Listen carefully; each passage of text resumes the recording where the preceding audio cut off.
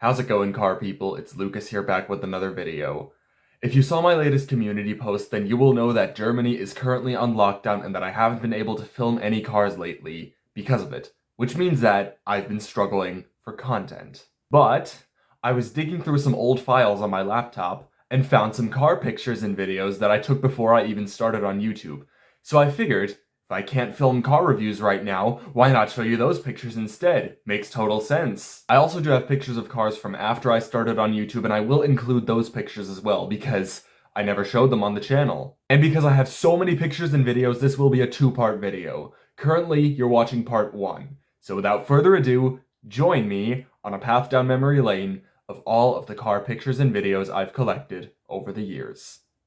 Alright, let's start out with the oldest pictures. These are mostly from 2010 to 2015 and were taken mostly by one of my parents or another family member because they knew I was into cars and because back then I didn't have any device that I could take pictures with.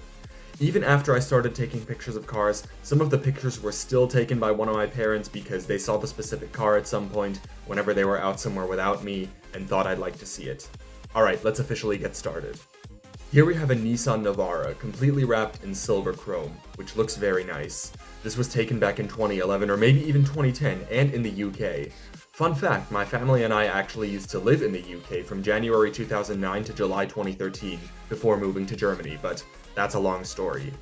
I do, however, have pictures of the cars we had back in the UK.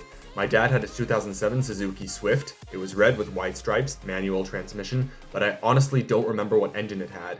Back when we had it, I never really looked into engine specs, but that's obviously changed a lot over the years. My mom had a 2005 or 2006 Audi A4 Avant. It was the S-Line trim 2-liter turbo diesel, automatic transmission. It was a good car. Now the only picture I have of it that I could find was in a photo album, so I took a picture of the one in the album with my phone, which explains why it was a little fuzzy. I also have yet to get a review of an Audi on this channel. You might also notice that there's snow in this picture, which in the UK is probably kind of unusual considering it mostly rains there.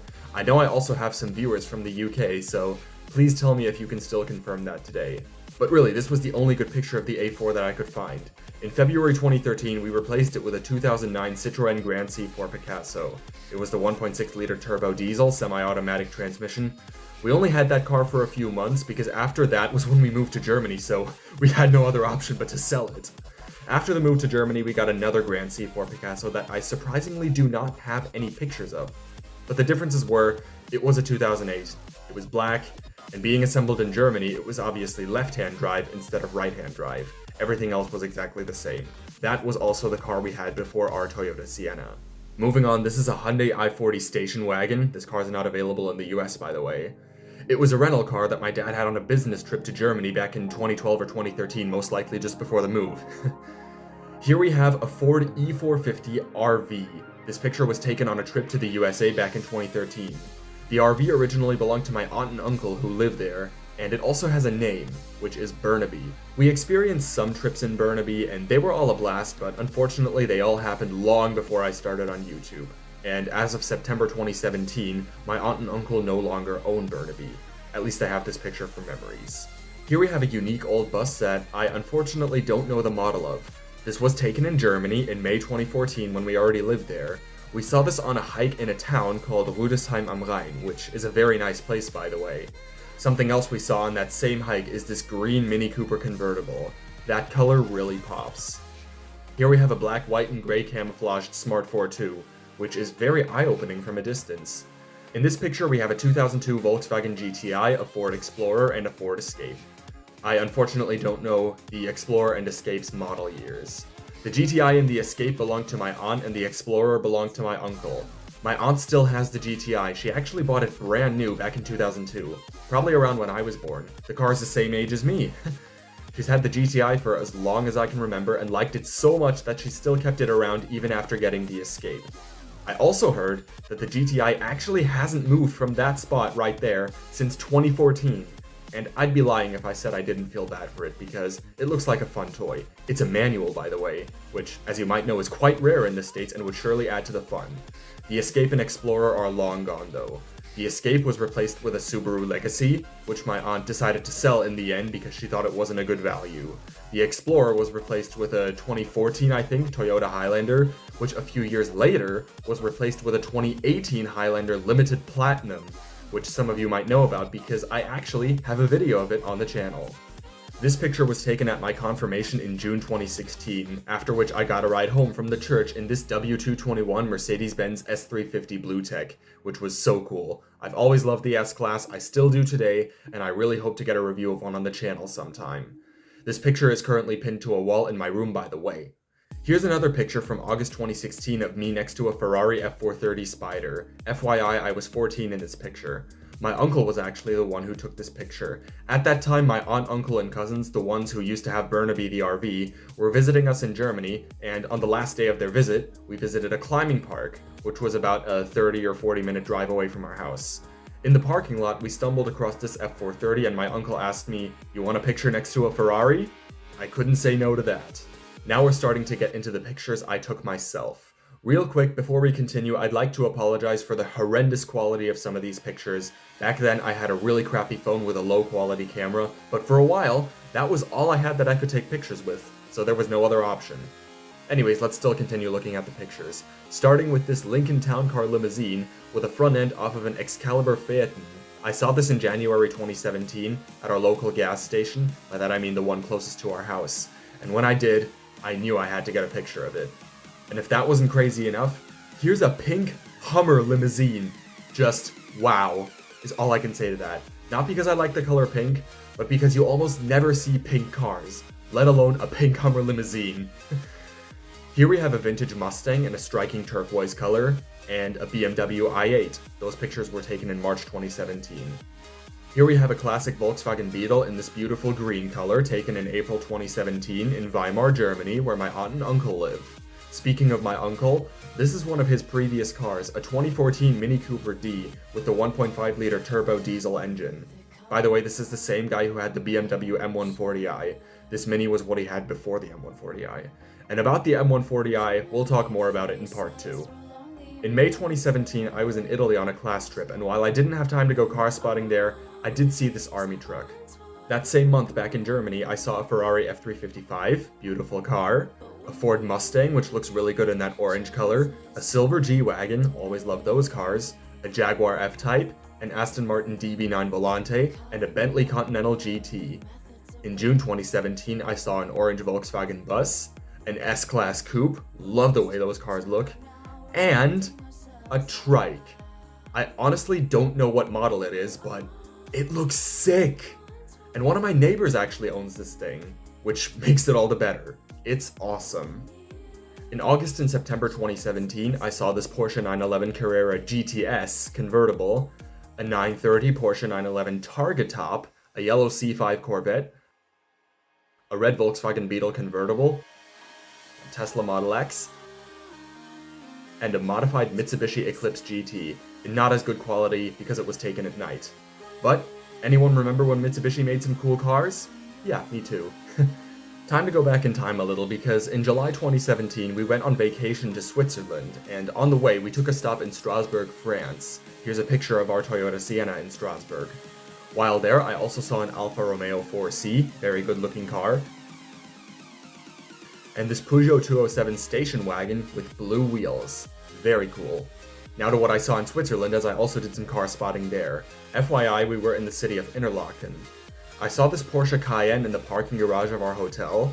Alongside that, I saw this yellow Opel GT Roadster. For you Americans, this is the same car as the Pontiac Solstice.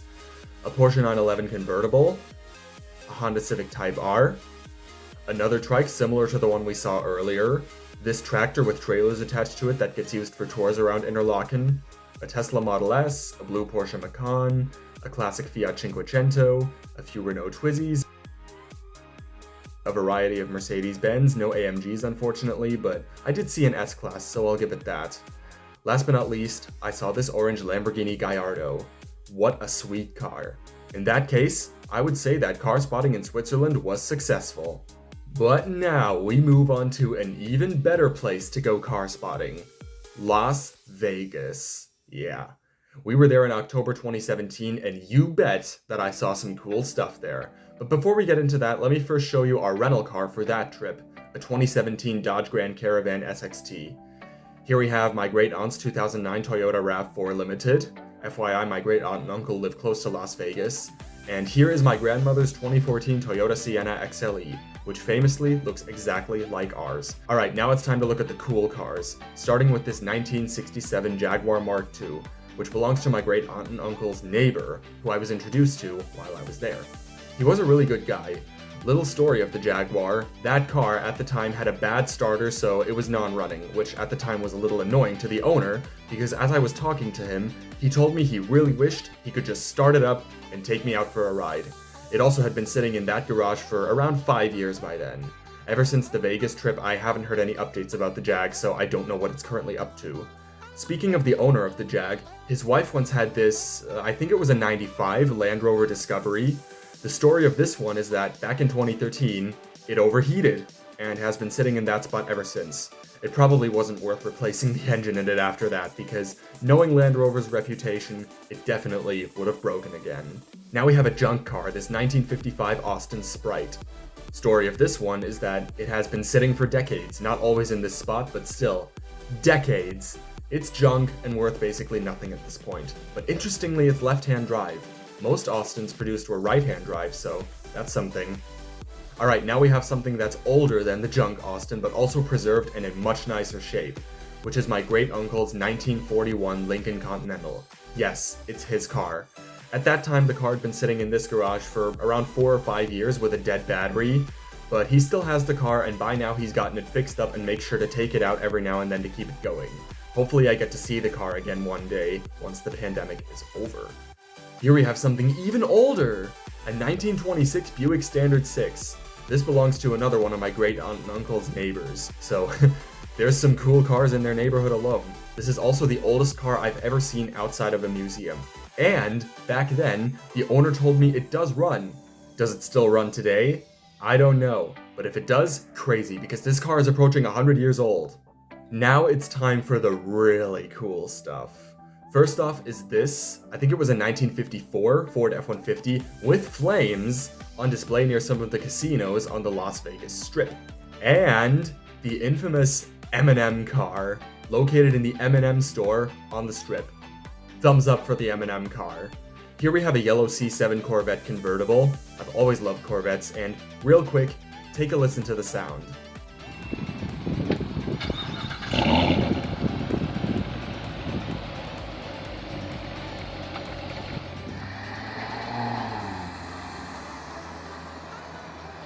Love the sound of that engine. Here we have an Aston Martin V8 Vantage. I also got a clip of it starting up.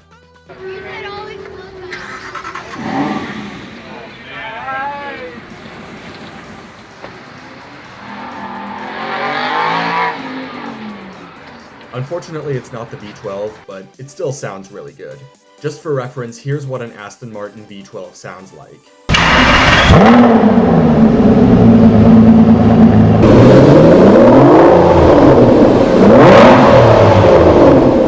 That is my face every time I hear that sound, because it is legendary.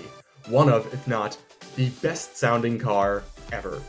You all might hate me for this, but I think the Aston Martin V12 sounds better than the Lexus LFA. Anyways, back to the V8 Vantage I saw in Vegas. As it was leaving, this happened.